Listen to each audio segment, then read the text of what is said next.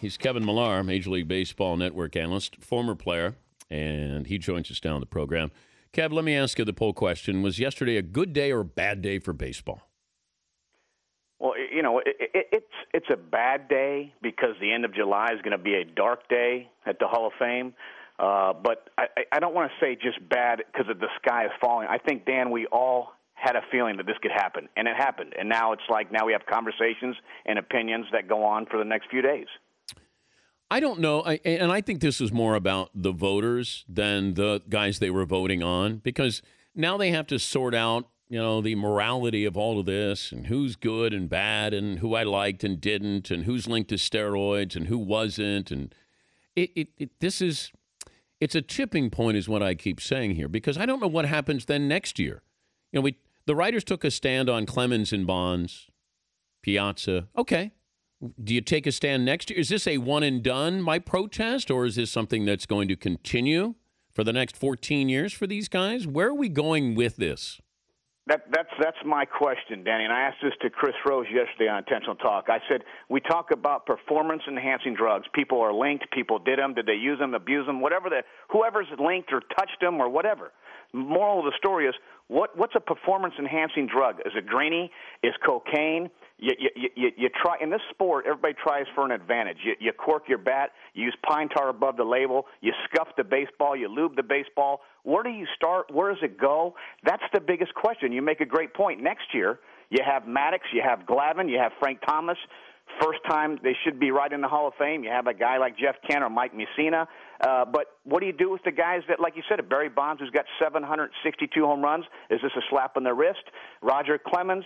Biggio kind of gets overshadowed through this whole scene because of the whole steroid talk. So I think he suffered with 3,060 hits not being in the Hall of Fame because it was like nobody's going to go in.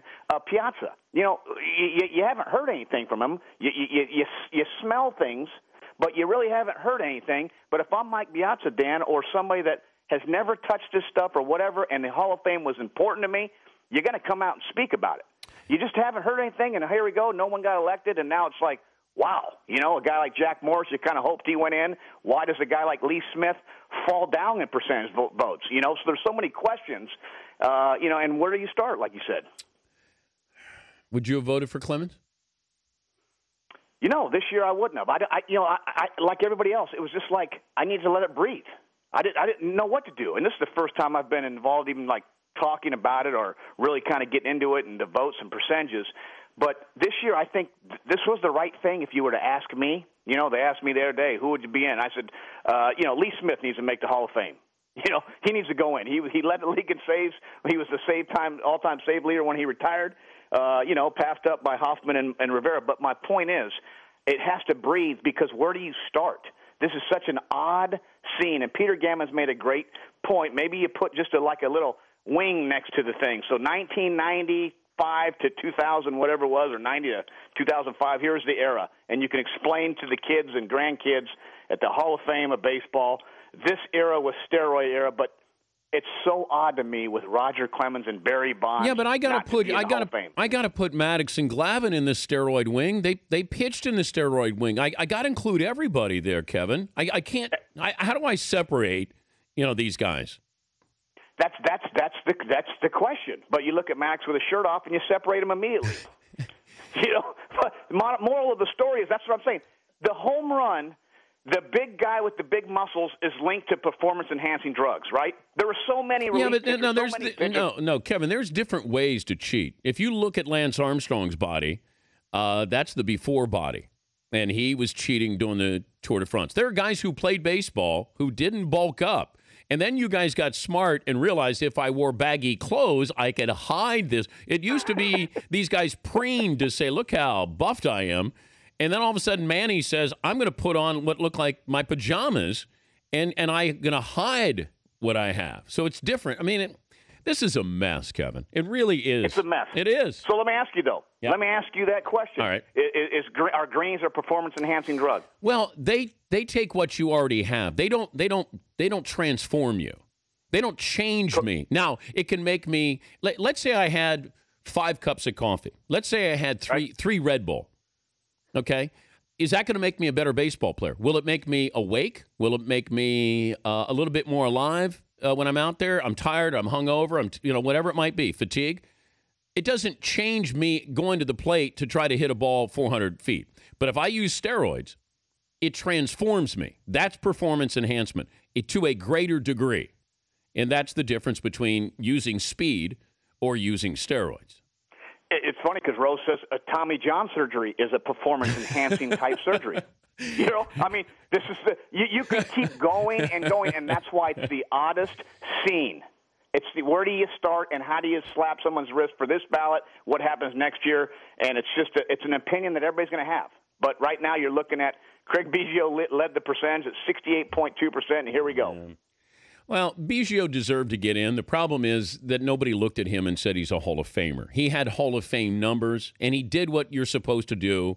And this is the guidelines that the writers set down originally. 3,000 hits, 500 home runs, 300 wins, you're automatically in. Well, that's not the case. But I think they're being unfair to Biggio.